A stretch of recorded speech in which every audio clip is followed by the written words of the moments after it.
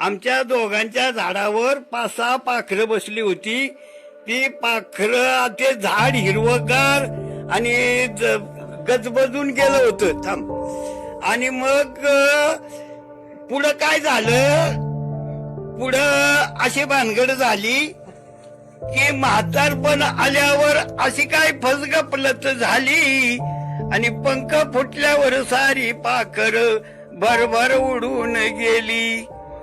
आमची लाडाची सुनबाई काही सांगू तिची नवलाई, नवऱ्याच्या कानात सांग तुमचा आई बापू पाहिजे नाही. आणि जित्या परी हे मरण आमचं आम्ही डोळ्यांनी पाहिलं र. आणि लगीन झाल्यावर माई बाप सोडून पोरग वेगळं राहिलं र. जन्म देऊनी आम्ही पोराला सुख दुःख कितीतरी सायलं र. आणि लगीन झाल्यावर माय बाप सोडून पोरग वेगळं राहिलं र.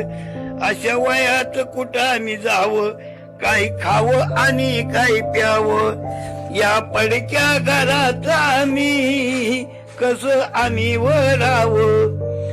आणि जित्या परी हे मरण आमचं आम्ही डोळ्यांनी पाहिलं र.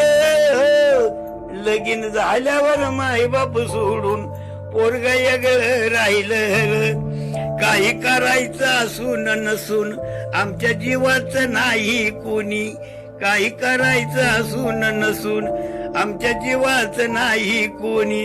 लय जपला आम्ही पोहराला तर हाताच्या फोडावानी.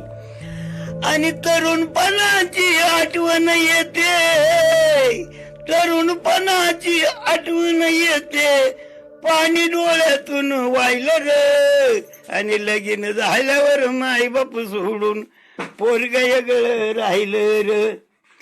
म्हातारपण आल्यावरती अशी काय किमया झाली आणि पंख फुटल्यावर सारी पाखर भरभर उडून गेली.